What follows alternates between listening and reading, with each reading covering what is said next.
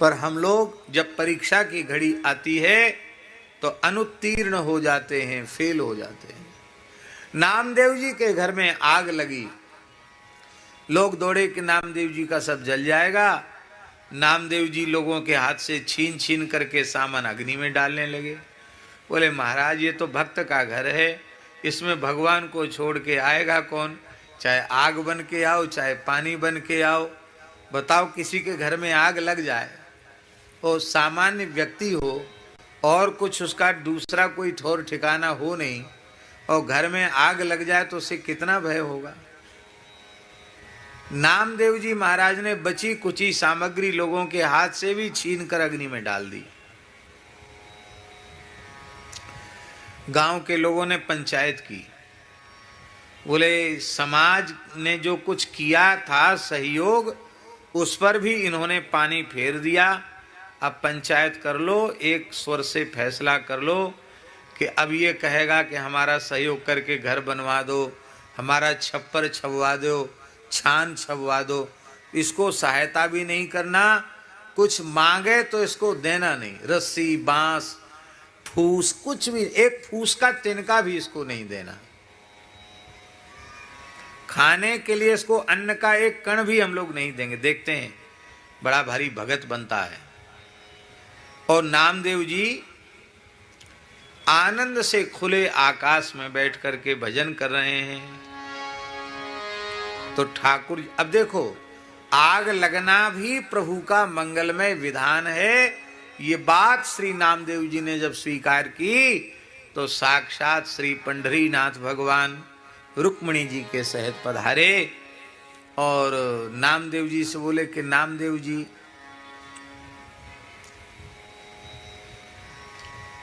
ये आग सांझ के समय लगी थी, रात में ही सब उन्होंने स्वाहा कर दिया था, और ठाकुर जी रात्रि में ही आ गए। बोले नामदेव जी खुले में बैठे हो, सब जल गया आपका भगत जी? बोले हाँ जल नहीं गया, भगवान ने सब अंगीकार कर लिया, भगवान ने सब स्वीकार कर लिया, जला वाला कुछ नहीं। तो इसको बनाओगे नहीं, दीवाली वाल सब मरम्मत नहीं करोगे, छप्पर नहीं छपवाओगे? तो नामदेव जी हंसने लगे, बोले हमारे पास व्यवस्था नहीं कि जो हम छप्पर नया छपवा सकें, व्यवस्था नहीं हमारे पास। तो फिर ऐसे खुले, हाँ बोले बहुत बढ़िया आनंद है, इतनी बड़ी छाया भगवान की आकाश की है, वृक्षों की है, आकाश की छाया है, तो इस कृत्रिम छाया की जरूरत नहीं है, बहुत आनंद है, बहुत संतोष है, किसी वस्तु की जरूरत नहीं है। तो भगवान मजदूर के वेश में पधारे थे। भगवान बोले भाई हम नामदेव भगत जी हम छप्पर छाना बहुत अच्छा जानते हैं। बोले हमारे पास तो सामग्री, बोले सामग्री की चिंता क्यों करते हो, हम सब ले आएंगे, बांस रस्सी और फूस सब हम ले आएंगे, बढ़िया सब चकाचक बढ़िया बना देंगे, बहुत कलाकारी से बनाते हैं हम। नामदेव जी बोले तुम बना तो दोगे, बाद में कहोगे कि मटेरियल का इतना पैसा हुआ और मजदूरी का इतना पैसा हुआ, तो ना हमारे पास मटेरियल के लिए कुछ देने को है और ना हमारे पास मजदूरी देने को है। तो भगवान हंसने लगे। भगवान बोले देखो हम तो धंधे की तलाश में हैं, और हमारा स्वभाव में आ गया कि हम खाली बैठ नहीं सकते, कुछ न कुछ काम तो हम किए बिना रहते नहीं हैं, खाली बैठते हम नहीं हैं। तो हम आपका छप्पर छा देंगे और हमको आपसे न मटेरियल का कुछ चाहिए और ना हमको आपसे मजदूरी चाहिए। तो नामदेव जी ने कहा कि हम फिर किसी का कर्जा अपने सिर पर लादना नहीं चाहते हैं। बोले तो ठीक है, आपको कुछ देने की इच्छा है तो हमने सुना आप भजन बहुत अच्छे अच्छे गाते हो, अभंग गाते हो, भजन गाते हो, तो आप हमको कुछ भजन सुना देना और उसी को हम अपनी मजदूरी मान लेंगे। नामदेव जी हंसने लगे, बोले भजन तो एक दो क्या, दो चार क्या, पूरी रात हम भजन सुनाएंगे, आप तो सुनो भजन, और दूसरा धंधा ही नहीं हमारे पास, भजन करने का ही काम है। नामदेव जी अपना एक तारा लेकर के और प्रेम से पदगान करने लगे। और भगवान तो उनके संकल्प से ब्रह्मांडों का सृजन हो जाता है, पालन हो जाता है। उनके लिए छप्पर छाना बड़ी बात नहीं, भगवान ने छप्पर छा दिया। और साक्षात भगवती महालक्ष्मी रुक्मिणी ने अपने हाथ से गाय के गोबर से मिट्टी से लीप पोत करके रंगोली बना करके, साक्षात सौंदर्य की अधिष्ठात्री भगवती महालक्ष्मी अपने हाथ से जहां दीवाल पर पुताई लिपाई करें वो कितनी सुंदर हो जाएगी। संपूर्ण धन धान्य से नामदेव जी का घर भर गया, पूरा हो गया। अब सवेरा हुआ, लोग सोच रहे थे कि चलें देखें नामदेव जी का क्या हाल है। तमाशा देखने आए तो लोग, अरे यहाँ तो महल जैसा बनके तैयार, बड़ा सुंदर छप्पर है, सब घर में किसी वस्तु की कमी नहीं। तो इस चमत्कार है, इतने जल्दी कैसे बन गया, कहां से यह सब आ गया, कौन दे गया? हम लोगों ने तो किसी को देखा नहीं। तो लोग पड़ोसी पूछे रे नामा किन यह छान छवाई। लोग पूछते हैं कि नामदेव ये किसने ये छान छाई है तुम्हारी।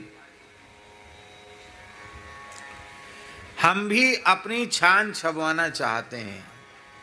उस मजदूर का, उस ठेकेदार का, उस कारीगर का एड्रेस दो, हमको पता दो।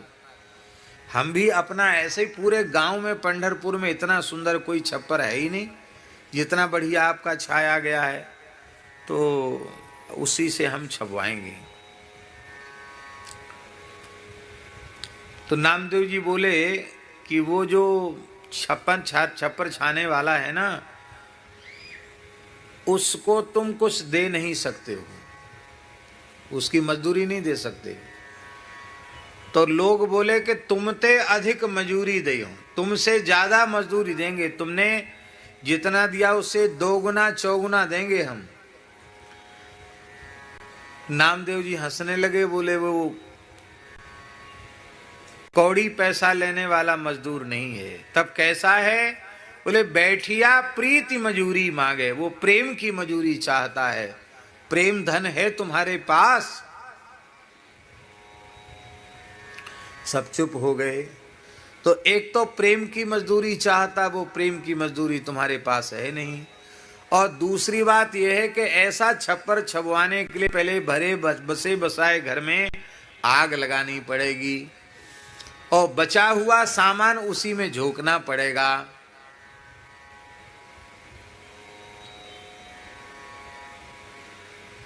अब भैया आग लगाने के लिए कौन तैयार हो? तब सब नामदेव जी के चरणों में पड़ गए। सबकी समझ में आ गया कि साक्षात पंढरीनाथ भगवान ने ही नामदेव जी का छप्पर छाया है।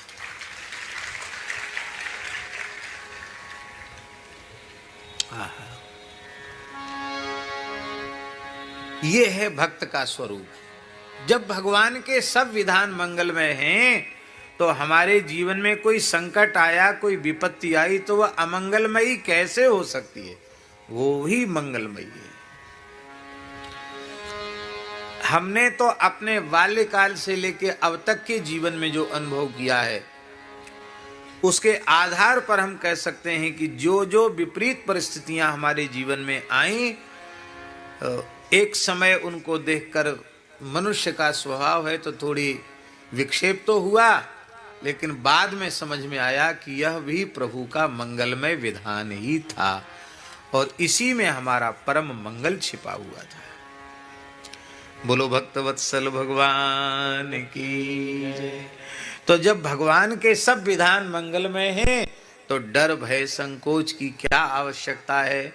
इसलिए बालकों में बिल्कुल भी भय नहीं है, सब प्रसन्न हैं।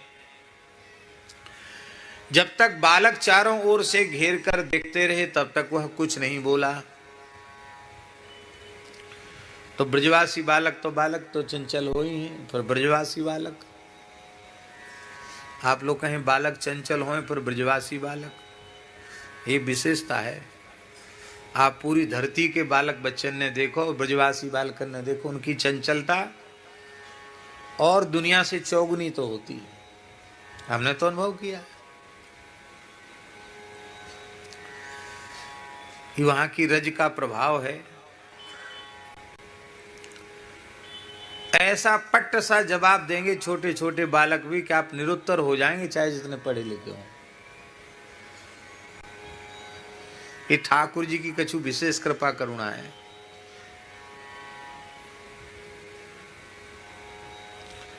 तो महाराज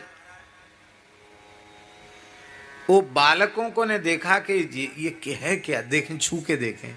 तो धीरे धीरे वो छू करके भी देखने लगे, थोड़ा खींच खींच के भी देखते।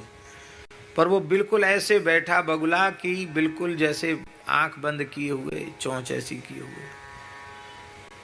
वो तो प्रतीक्षा में था कि हमारी बहन को मारने वाला जब तक हमारे सामने नहीं आएगा तब तक हम प्रतिक्रिया नहीं करेंगे। जैसे ही भगवान बालकृष्ण प्रभु उसके चोंच के सामने आए, नेत्रों के समक्ष आए, तो कहते हैं कि आगत्य सहसा कृष्णम तीक्ष्ण तुंडो ग्रसद वली। उस बलवान बक दैत्य ने, बकासुर ने सहसा भगवान को चोंच में निगल लिया। जब चोंच में निगल लिया तो लिखा है कि कृष्णम महावकग्रस्तम दृष्ट्वा रामादयोर्भकाः बभूवरिंद्रियाणीव विना प्राणम विचेतसः। बड़ी प्यारी बात है। श्री बलराम जी महाराज और जितने ग्वालवाल हैं, उन्होंने जब देखा कि श्री कृष्ण को इस बक ने निगल लिया तो वे इतने अधिक व्याकुल हो गए, कहते जैसे प्राणों के निकलने पर इंद्रियां वह व्यर्थ हो जाती हैं, विचेतन हो जाती हैं, अचेत हो जाती हैं। जैसे प्राणों के निकलने पर जो इंद्रियों की दशा होती है, वही दशा श्री बलराम जी की और समस्त ग्वाल वालों की हुई। अब यहां एक बात बड़े ध्यान देने की है। बलराम जी श्री कृष्ण तत्व को जानते हैं। बलराम जी जानते हैं नहीं, बलराम जी ही जानते हैं, क्योंकि वे शेष तत्व हैं, इसलिए वो जानते हैं कि श्री कृष्ण कौन है। तो जानने के बाद उनकी ये दशा कैसे हो गई, ये प्रश्न है। इसका उत्तर यही है कि बलभद्र जी भी बाल लीला कर रहे हैं। श्री ठाकुर जी 4 वर्ष के हैं तो बलदेव जी 5 वर्ष के हैं, इतना ही तो अंतर है, 1 साल बड़े हैं। तो बलराम जी की जो अवस्था है, उस अवस्था के अनुरूप यदि नाटक नहीं करते हैं बलराम जी, अभिनय नहीं करते हैं, तो लीला बिगड़ जाएगी। इसलिए जब जैसे 5-6 वर्ष के बालक घबरा जाएं, ऐसे बलराम जी भी घबरा गए, बालक भी सब घबरा गए। ये जो उदाहरण है बिना प्राणम विचेतसः, इसकी एक कथा आती है उपनिषद में।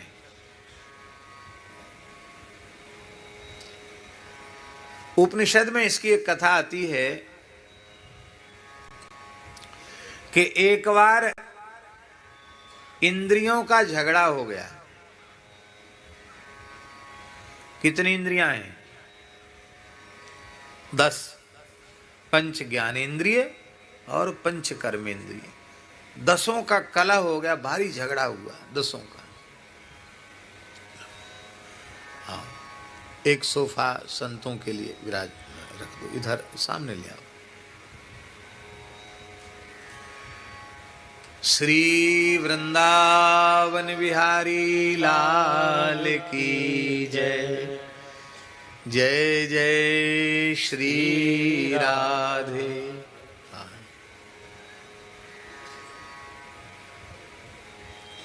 यहां विराजी स्वामी जी, यहां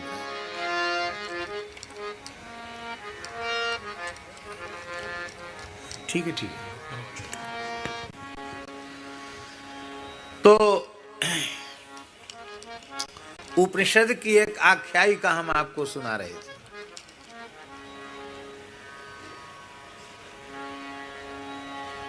पंच ज्ञानेंद्रिय और पंच कर्मेंद्रिय का कलह हो गया, झगड़ा हो गया। झगड़ा किस बात का था? संसार में झगड़ा होता ही किस बात का है, पहले ये बताओ। झगड़ा होता है बड़ा बनने का। सबसे छोटे बने रहो तो कोई झगड़ा नहीं है, बट जितना बड़े बनोगे उतना झगड़े में पड़ोगे। तो वो 10 इंद्रियां झगड़ रही थी, कहती नहीं नहीं तुम तो हमारे सामने क्या हो, कुछ नहीं, तुम तो हमारे नौकर चाकर हो, हम ही बड़ी हैं, हम ही बड़े हैं, हम ही बड़ी हैं। खूब झगड़ा हुआ 10 इंद्रियों में, ज्ञानेंद्रिय कर्मेंद्रियों में, पर फैसला नहीं हो पाया कि इनमें श्रेष्ठ कौन सा है। तो बोले चलो भाई सरपंच जी के पास चलो। पंचों में झगड़ा हुआ तो सरपंच जी के पास गए। सरपंच कौन है? बोले प्राण, वही सरपंच हैं। तो प्राण के पास इंद्रियां पहुंची, बोले हमारे कलह को शांत करो। ये छांदोग्य उपनिषद का प्रकरण है, प्रसंग है। तो हम में से आप बताओ कि हम में श्रेष्ठ कौन सा है। तो सरपंच महोदय प्राण महाराज ने कहा कि देखो ऐसा है कि जिसके चले जाने से यह देह अत्यंत निंद्य हो जाए, घृणित हो जाए, किसी काम का न रह जाए, वही श्रेष्ठ है। जिस इंद्रिय के चले जाने से, न रहने से देह नष्ट हो जाए, भ्रष्ट हो जाए, समाप्त हो जाए, सड़ जाए, गल जाए, वही श्रेष्ठ है। आंख को बड़ा अहंकार था कि हमारे बिना तो सब दुनिया में अंधेरा है। आंख बोली हम जाते हैं, हम सबसे बड़े हैं, हम जाते हैं, देखो हमारे बिना कैसे काम चलता है। तो आंख चली गई। जन्मांध लोग क्या खाते पीते सोते जगते नहीं है क्या? खूब पुष्ट होते हैं, खूब मस्त होते हैं, तंदुरुस्त होते हैं। साल भर घूम के आई आंख, उसको देखा, पता चला कि तो और मोटा हो गया, इसका तो कुछ नहीं बिगड़ा, खूब चमक रहा है। श्रवणेन्द्रिय बोली कि हमारे बिना तो संसार का कोई मधुर संगीत सुन नहीं सकता। अरे किसी की बात समझ में नहीं आती है, सुनाई नहीं पड़ेगा तो समझेगा क्या? तो श्रवणेन्द्रिय भी चली गई, पर उसके जाने से भी कोई काम बिगड़ा नहीं, क्योंकि बहरे भी अपना काम चलाते हैं। वाक इंद्रिय बोली कि हमारे बिना तो व्यक्ति किसी काम का नहीं, वाणी से ही व्यक्तित्व की परख होती है। तो हम चले जाते हैं, वाणी चली गई, गूंगे व्यक्ति भी अपना निर्वाह कर लेते हैं। एक एक करके कहने का प्रयोजन यह है कि सभी इंद्रियां गईं पर शरीर का कुछ नहीं बिगड़ा। अंधे लंगड़े लूले टोटे बहरे सब अपना काम चला लेते हैं, फिर भी कुछ नहीं बिगड़ा। इसलिए सब इंद्रियां आकर अपने अपने स्थान पर डट गई। अब उनका झगड़ा खत्म हो गया। क्यों? सबकी समझ में आ गया कि हमारे रहने से या हमारे ना रहने से इस व्यक्ति का कुछ बिगड़ता बनता नहीं है। तो अच्छी बात है, न रहे तो इसका कुछ बिगड़ेगा नहीं। तो प्राण ने कहा कि भाई देखो तुम्हारा झगड़ा तो अभी फैसला हुआ नहीं, तुम पंचायत लेकर आई थी कि हम में श्रेष्ठ कौन है, तो ये तो तुम्हारी समझ में आ गया कि हम 10 में कोई भी श्रेष्ठ नहीं है। तो अब हमारी श्रेष्ठता स्वीकार कर लो। तो 10 के 10 वैसे तो झगड़ रहे थे आपस में, पर जब प्राण ने कहा कि हमको हमारा ही महत्व स्वीकार कर लो, 10 वाह तुम्हारा क्यों महत्व स्वीकार करें, तुम क्या हो हमारे सामने। आजकल बहुमत का जमाना है, वोटिंग होती है, जिसके पक्ष में जिसको बहुमत मिलता है वही विजयी होता है। प्राण ने कहा कि हमें तुम्हारे वोट की जरूरत नहीं है और तुमसे श्रेष्ठता का प्रमाण पत्र लेने की भी आवश्यकता नहीं है। बस इतनी सी बात है कि तुम अपने अपने स्थान पर अडिग होकर, अटल होकर के रहो। और अब हम घूमने फिरने जा रहे हैं, तुम लोग रहो, आंख भी रहे, कान भी रहे, नाक भी रहे, जीभ भी रहे, हाथ भी रहे, पांव भी रहे, सब इंद्रियां रही आवें। अब हम जा रहे हैं तो इंद्रियां बोले जाओ जाओ घूम फिर आओ, हम घूम फिर आए, तुम घूम फिर आओ। जैसे ही प्राण का उत्क्रमण हुआ, छांदोग्य में लिखा है, प्राण का उत्क्रमण होते ही इंद्रियों की क्या दशा हुई। हा हा, उपनिषद में लिखा है कि जैसे कोई बहुत बलशाली चंचल अश्व हो और उसका पैर छोटी छोटी 10 खूंटियों से, कच्चे धागे से उसका पैर बंधा हो और अकस्मात उसे कोई कशाघात करे, चाबुक का प्रहार करे, तो उस चंचल अश्व के उछलने में और उन खूंटियों को उखड़ने में, उन कच्चे धागों को टूटने में कितना समय लगेगा। उतना समय भी नहीं लगा, वो आंख नाक कान सब ने अपना काम करना बंद कर दिया। प्राण जैसे ही उत्क्रमण शुरू हुए कि सब ने अपना काम करना बंद कर दिया। अब सब इंद्रियां चिल्लाएं, त्वन्न श्रेष्ठा, त्वन्न श्रेष्ठा, त्वन्न श्रेष्ठा। हे प्राण देव, आप ही हम सब में श्रेष्ठ हैं, आप ही हम सब में श्रेष्ठ हैं। तो जैसे प्राण के बिना इंद्रियों का होना न होना किसी महत्व का नहीं है। देखो, शरीर से प्राण निकल जाते हैं तो शरीर तो सामने विद्यमान रहता है, किसी किसी की मरते समय आंख भी खुली रहती है, पर आंख खुली रहती पर आंख देखती नहीं है, कान रहते हैं पर सुनता नहीं, कुछ नहीं करता, ना हाथ पैर हिलाता, पड़ा तो पड़ा।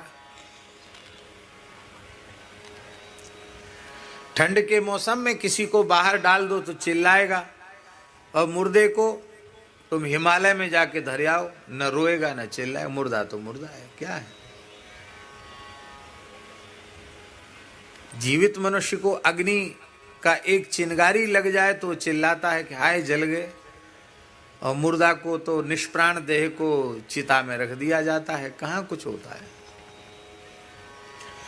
तो जैसे प्राण के बिना इंद्रियां व्यर्थ हो जाती हैं, ऐसे ही सुखदेव जी ये कहना चाहते हैं कि श्री कृष्ण के बिना हम सब निष्प्राण हैं। यदि हम अपने जीवन में प्राणवान बने रहना चाहते हैं तो श्री कृष्ण को अपना प्राण बना लें। कहने का आशय है, यदि हमारे आपके जीवन में श्री कृष्ण हैं तो हम सब प्राण हैं, और यदि हमारे आपके जीवन में सब कुछ है, बल है, विद्या है, बुद्धि है, विवेक है, धन है, पद है, प्रतिष्ठा है, ऐश्वर्य है, मान सम्मान है, सब कुछ है, संसार की जो भी दुर्लभ वस्तुएं उपलब्धियां मानी जाती हैं वो सब एक साथ हैं, लेकिन यदि हमारे जीवन में भगवान नहीं है, श्री राम नहीं है, श्री कृष्ण नहीं है, तो हमारे जीवन की सारी उपलब्धियां व्यर्थ हैं, हम जीवित ही मृतक के तुल्य हैं। वो तो सोचता था बकासुर कि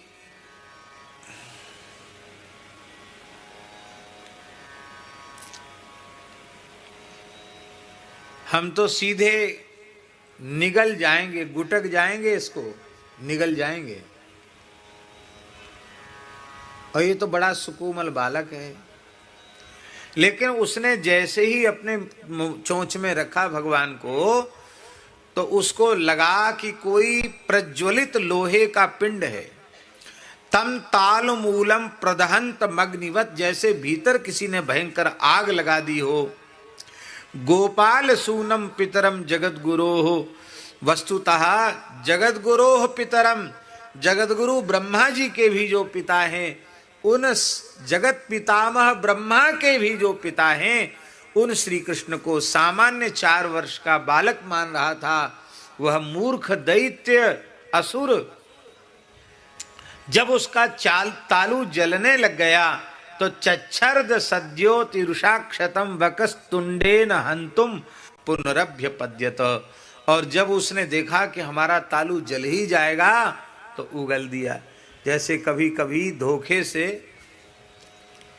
आलू मुंह में चला जाए, साबुत छोटा आलू हो, ऊपर का भाग तो थोड़ा ठंडा हो गया हो और भीतर भयंकर गर्म हो, तो फिर कैसा लगता, निगलते बनता ना उगलते बनता, और उतने में ही मुंह में छाला आ जाता है। कभी कभी ऐसा होता है, धोखे में गर्म चीज चली जाती है। और चम्मच से खाने वालों का मुंह जरूर जलता है। हाँ, चम्मच से खाने वाले जो लोग हैं वो हाथ से तो छूते नहीं, क्योंकि हाथ बढ़िया से धोते नहीं हैं, इसलिए उनको औजार का सहारा लेकर के खाना पड़ता है। तो चम्मच से खाने वाले लोग प्रायः उनका मुंह जलता ही है, तालू जलता ही है। भगवान ने इसलिए इतनी बढ़िया चम्मच दी है, उंगलियां, इनसे प्रेम से खाओ तो पता चले कितना ठंडा है, कितना गर्म है, और कितना मुख में लेना चाहिए, वो सब पता चलेगा। लेकिन अब ऐसा अभ्यास हो गया लोगों को कि पहले, बहुत पुरानी बात हम नहीं बता रहे हैं, 20-25 वर्ष पहले तक भी संतों की पंगत में चम्मच नहीं फेरी जाती थी।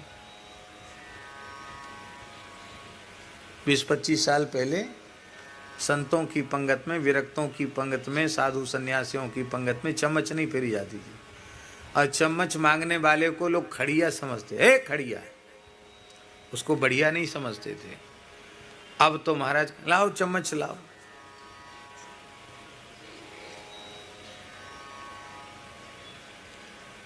अपनी आवश्यकताएं आप जितनी कम कर सकते हो उतनी कम करो, ये सुखी होने का मूल मंत्र है। और नहीं तो भोजन रुचिकर नहीं लगेगा, चम्मच की और औजारों की याद आएगी।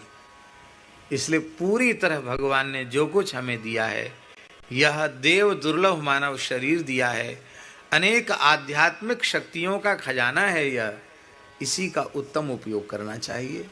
ये अंग्रेजों की नकल नहीं करनी चाहिए। तो महाराज उसने उगल दिया भगवान को, और जब उगल दिया तो भगवान देखते देखते बालकृष्ण, अब विचार करो, पर्वत के शिखर के समान बकासुर है तो उसका मुंह कितना बड़ा होगा, उसकी चोंच कितनी बड़ी होगी। तो 4 वर्ष का बालक क्या उसे चीर सकता है? पर देखते देखते बालकृष्ण इतने विराट हो गए कि उनके सामने बकासुर छोटा बच्चा जैसा दिखाई पड़ा। जैसे छोटे छोटे बालक खेल खेल में और घास को चीर देते हैं, कैसे? कहते पश्यत सुबाले सुददार लीलया मुदावहो वीरणवद दिवौकसाम। वीरणवद, वीरणवद ये उपमा दी है। वीरण जानते हैं? एक घास होती है, उसका तना इतना मोटा तक भी होता है, इतना मोटा,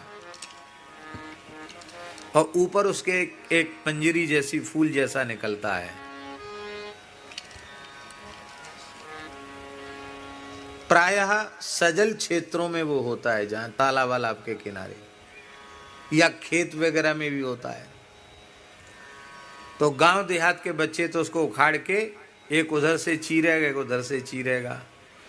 गांव में हमने बचपन में देखा कि वो कहते तुम्हारी भाभी के का होएगो, भैया होएगो कि बहन होगी, तुम्हारी भैया होगा कि बहन होगी, कौन होगी? तो उसमें पल्ला निकल आता तो कहते भैया होगा, छोटे छोटे बच्चे। और पल्ला नहीं निकलता और कुछ निकल आता तो कहते बहन होगी। ऐसा भी बाल करते। तो खेल खेल में जैसे गांव के बालक उस वीरण नाम की घास को चीर देते हैं, ऐसे ही भगवान ने घास के जैसे, वीरण नाम की घास के जैसे बकासुर को चीर दिया। और तदा वकारिम सुरलोक वासिनः समाकिरन नंदन मल्लिकादिभिः समीडिरे चानक शंख संस्तवै तद्वीक्ष्य गोपाल सुताः विसिस्मिरे। उस समय देवताओं ने आकाश में वाद्य बजाए और नंदन वन के मल्लिक आदि, मालती आदि पुष्पों की, पारिजात आदि पुष्पों की वर्षा की, भगवान की स्तुति की, शंख और नगाड़े आदि बजाए। उस समय ग्वाल बालों को बड़ा आश्चर्य हुआ, क्योंकि